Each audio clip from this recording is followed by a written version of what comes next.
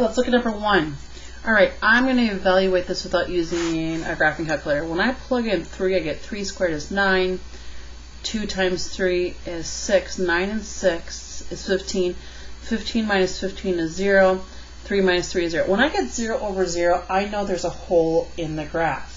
So I need to go back, look at this, and see, can I factor? So on the top, I can factor this into x plus 5 and x minus 3. On the bottom, I can factor into x minus 3. These are going to simplify, and I'm left with x plus 5. Now I substitute in the 3. 3 plus 5 equals 8. Let me graph a graphing calculator. All right, let's see if this is right. So I just substitute in the exact same function. Remember, I want to go slightly to the left and slightly to the right. Just a hair to the left, hair to the right of 3. So I'm going to go second trace. Let's go slightly to the left. I have 2.999. Okay, I'm just about at 8. And then I'm going to go, second trace.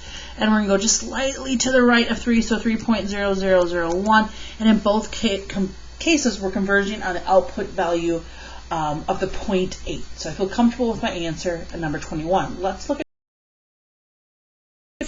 All right, so I'm looking at number 22. Haven't tried it in advance. I know when I plug in 0, I get the square root of 3 minus the square root of 3 is 0. Plug in 0, I get 0 over 0. Again, a hole in the graph.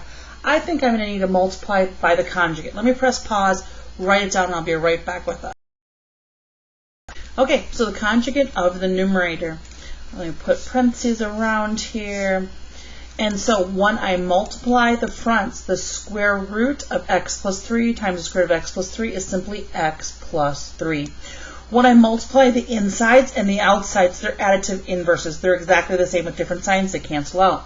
When I multiply the backs, the square root of 3 times the square root of 3 is simply 3. And a negative times a positive is a negative. This is the numerator. Notice this cancels out, and I only have x on top. So right now I have x on top, and in the bottom I have x times this quantity right here, right? Square root of x plus 3 and the square root of 3. So the x's just don't disappear. They simplify to 1. So at this point I have 1 over the square root of x plus 3 plus the square root of 3. And now when I substitute in 0, I know the square root, when I substitute in 0, 0 plus 3 is 3. So right now I have the square root of 3 and the square root of 3. I have two quantities of those, so I can come back down here, and I have the limit. This equates to 1 over 2 square roots of 3. That's what I believe is going to be this one, which is number 20. My apologies, this isn't as smooth as it normally would be. Normally I'd go through it, work it out, and I'm just doing it in real time here and hopefully getting the right answers for you. Alright, so I have 1 minus sine, so 1 minus sine of x over cosine. I'm going to multiply again by the conjugate of the numerator. So, and if this doesn't seem to work, you know what? Then I'll try a different pathway. Let's see what we have here. So in the top I have 1 minus sine squared x because I have 1, then additive inverses cancel, and then I have a negative sine squared. Okay, that's what I have on top. On the bottom I have cosine times 1 plus the sine. All right, got it. I know 1 minus sine squared from the last unit, or a few units ago, is the same as cosine squared x. I don't know that this is going anywhere for me. Let's see. And now I'm left with, I don't know if this is going anywhere. Now, okay, I have a cosine on the bottom and 2 on top, so that simplifies it. I'm left with 1 cosine on top and 1 plus the sine on the bottom. Yeah, I'm rewriting this, and I think that I'm rewriting this correctly. Hold on, my daughter's. Okay, you can say hi. I don't like where this is taking me. Sorry, I was a little distracted with my daughter came in. I'm going to go back here and try something else. Let me grab a new piece of blank paper. Again, I'm working through these just in real time and haven't watched those videos.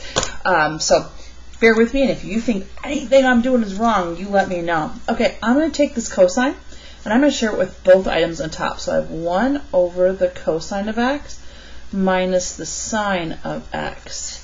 So I shared it with the left and with the right. And now what I'm going to do is I'm going to take out the unit circle. I know, by the way, this is the same as the tangent, and I have 1 over the cosine. Okay, so I'm going to find right here, this is what I'm going to locate. Oops. I don't like what I'm getting here. I feel like I'm doing something wrong. So when I came back to this, and I plugged in, I went to where the cosine at 3 pi over 2 is 0. I get 0 on top, and then when I find the sine at 3 pi over 2, it's -1. 1 plus -1 is 0. So I know I have a hole. I'm doing something wrong. I have a hole at that point. So I came back here to try to something different, and I'm not getting what I want to. So when I plug in 3 pi over 2 and I evaluate the cosine is 0. 1 over, again, this is undefined, and the tangent at 3 pi over 2 is undefined. I don't want to say the answer is undefined. I feel like I am doing something wrong. So I'm going to press pause and try a few different ways. All right, so I've reached out to a few of you. Thank you for responding. Those that I knew had already done the review. And so this is correct. And since we do not have an exact point that it converges on, we say the limit does not exist for this function when x approaches 3 pi over 2. All right, let's jump to the next one. What are we doing now? Let's find the find the slope. Find the slope at a particular point. Okay. So in order for me to find the slope, I first have to take the derivative of this. So I'm plugging in x plus h squared minus 3 times x plus h plus 5 minus f of x, which is 2x squared minus 3x plus 5 all over h. Okay, so 2 times the quantity. I know I'd write that out twice. X plus h times x plus h.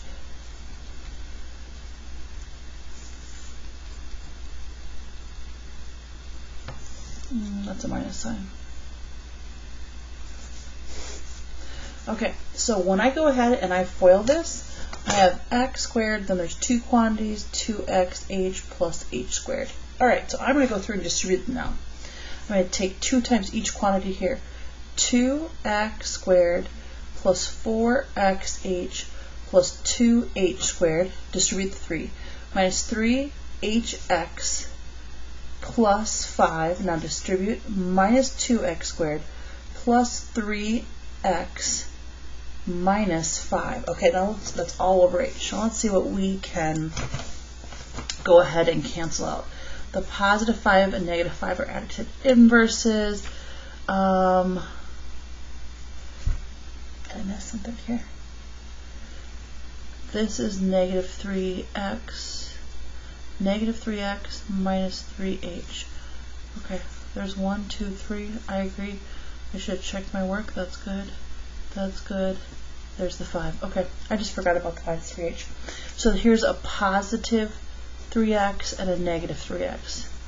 So those are canceled out. This is canceled out. Okay, then I have a negative 2x squared and a positive 2x squared. So what do I have left on top? I have 2h squared plus 4xh minus 3h all over h.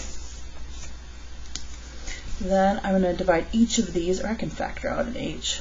2h plus 4x minus 3 all over h. I just want to make sure that I did factor that out correctly. Okay, good. The h's just don't disappear. They're going to simplify into 1. And now I have 2h plus 4x minus 3. Remember, we're evaluating when h is approaching 0. That means I'm going to plug in 0. 2 times 0 is 0. And I'm left with 4x minus 3.